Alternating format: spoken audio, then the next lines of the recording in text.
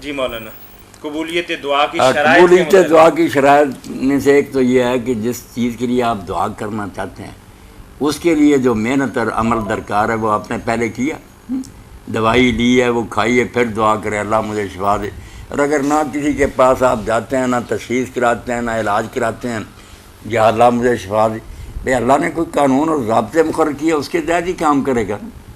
تو پہلی بات تو یہ ہے کہ عمل کے بغیر جو دعا کرتا ہے وہ ایسی بندوق سے فائر کرتا ہے جس کا ٹریگر ہی نہیں، گھوڑا دبانے کے لیے نہیں، اندر گولی نہیں، کچھ نہیں، وہ کوئی فائدہ نہیں، بیکار دعا. اور دوسری بات میں نے کہی تھی اخلاص، کہ دل میں پوری طرح یقین ہو کہ اللہ کے سوا میرا کام کوئی نہیں کر سکتا. اگر تھوڑا بہت ہی وہم ہے نا کہ کہیں اور سے بھی میری مدد ہو سکتی ہے، میری دعائیں سنتے، اللہ پھر دھتکار دیتا کہ جہاں سے چاہتا کرا دے. اور ایسے لوگ دیکھیں ساری عمر درباروں پر دھکے کھا کرنا، جب اولاد نہیں ہوئی میں نے دیکھا آخر میں مانے ہیں کہ جو اللہ کرے. میں پہلے ہی مان لیتے کہ جو اللہ کرے، اللہ کے چاہے بغیر کیا ہونا. تو اللہ سے مانگے، ایک در پہ بیٹھ، گر ہے توکل کریم پر، اللہ کے فقیر کو پھیرا نہ چاہیے. جو اللہ کے دروازے کا فقیر ہے اس کو پھیرا لگانے کی کیا ضرورت ہے کہ اس دروازے پر جائے، آرام سے بیٹھ جائے. ہونا ہے تو یہی ہوگا، نہیں ہونا تو کوئی مانگ کا لال نہیں دے سکتا کوئی. نے کہا تھا کہ آنا لیکن میں آ نہیں سکا.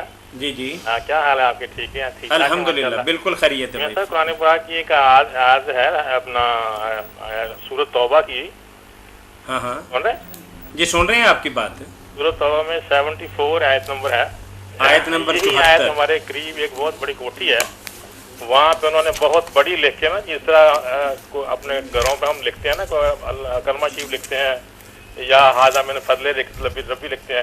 تو یہ میں نے یہ دیکھی نا، یہ مطلب یہ عجیب ہی چیز. اچھا، آپ لائن پہ رہیے گا، میں جب بولوں گا تو پھر آپ بعد میں بولیے گا. اچھا جی بھائی فرمائیے. اب آپ کے قریب ایک کوٹھی ہے، اس کی آیت نمبر 74 ہے.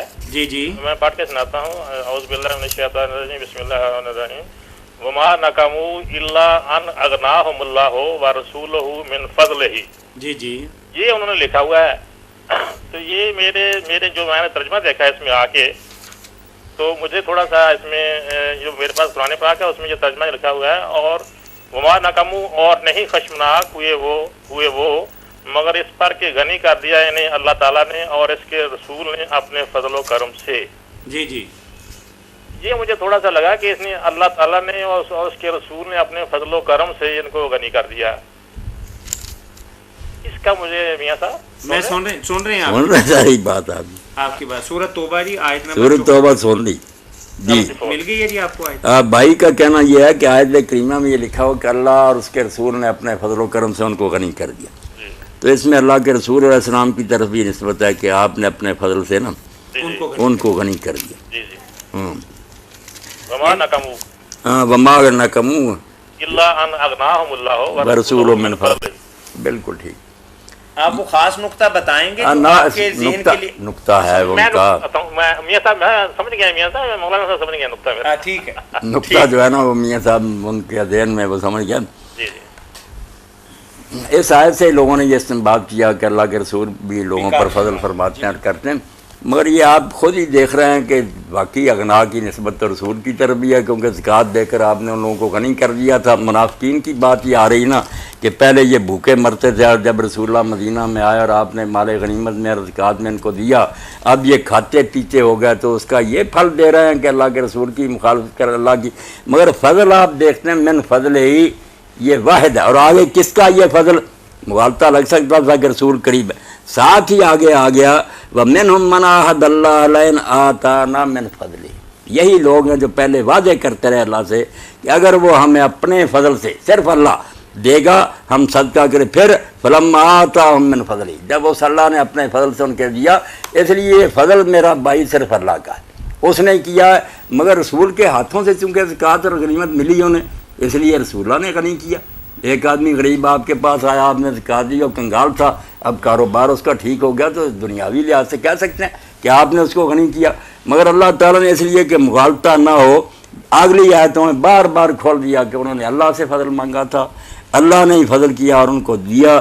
بخلوا بہ وتولوا وہم معرضون، اب وہ منہ پھیر گئے اور نافرمانیاں کرنے لگے. یہ وہ منافق تھے جن کو حضور نے زکوٰۃ اور صدقات دیے اور بعد میں وہ بگڑ گیا. اسی طرح میں ایک اور آیت بھی پڑھ لوں، شاید وہ بھی انہوں نے لکھی ہوگی، اسی سورہ کی 59 آیت، وہ بھی آپ پڑھیں تو اس سے بھی زیادہ ہے. وَلَوْ أَنَّهُمْ رَضُوا مَا آتَاهُمُ اللَّهُ وَرَسُولُهُ وَقَالُوا حَسْبُنَا اللَّهُ سَيُؤْتِينَا اللَّهُ مِنْ فَضْلِهِ وَرَسُولُهُ إِنَّا إِلَى اللَّهِ رَاغِبُونَ. اس سے بھی بہت سا واضح ہو جائے گا کہ اگر یہ لوگ راضی ہو جاتے اس بات پر جو اللہ نے ان کو دی تھی اور رسول نے، رسول جو دیتا ہے علیہ الصلوۃ والسلام وہ زکوٰۃ اور صدقے ہیں. اسی لیے سورہ حشر میں بھی آیا وَمَا آتَاكُمُ الرَّسُولُ، مال غنیمت کی تقسیم پر اعتراض کیا، کہا جو رسول دیتا لے لو اور جو نہیں دیتا رک دو. تو دینے کی نسبت جیسے ہاتھوں زکوٰۃ دو، میرا دینے کے لفظ کو نہیں لینا چاہیے، اللہ کا دینا اور ہے، اللہ دے گا صحیح. وَقَالُوا حَسْبُنَا اللَّهُ، آگے کیسی توحید آتی ہے کہ اللہ نے دیا، رسول کے ہاتھوں سے دیا، مگر یہ نہیں مومنوں نے کہا کہ ہمارے لیے اللہ رسول کافی، یہ کہیں نہیں آیا. توبہ. جب یہ بات آتی کون کافی ہے؟ حسبنا اللہ، حسبی اللہ ونعم الوکیل، حسبنا اللہ ونعم. یہاں بھی فرمایا وقالوا حسبنا اللہ، رسول صرف دنیاوی واسطہ ہے ورنہ صرف اللہ کافی ہے. سیؤتین اللہ من فضلہ ورسولہ، رسول الگ پھر کیا مگر پہلے اللہ اپنے فضل سے دے گا.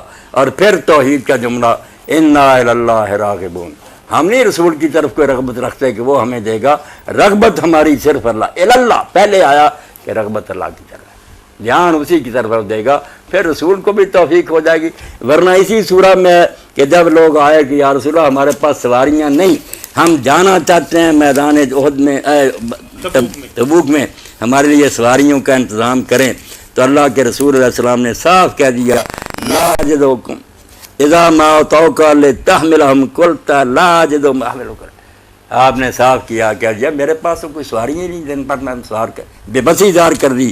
اللہ تعالیٰ فرماتا تولوا اعینہما تفیض من الدم، تو وہ صحابہ روتے ہوئے واپس ہوئے کہ ہم جانا چاہتے تھے، نہ ہمارے پاس ہے نہ رسول کے پاس ہے. حزنا اللہ یجد ما ینفقون، غمگین تھے کہ ہمارے پاس خرچ کرنے کو بھی نہیں. حضور نے بھی جواب دے دیا، اور ایک مرتبہ جواب دیا اور اسی وقت بیت المال کے اونٹ آ کر دروازے پر بیٹھ گئے، تو آپ نے آوازیں دی کہ بھئی یار میں تو دے نہیں سکتا تھا، دیکھو اللہ نے بھیج دی.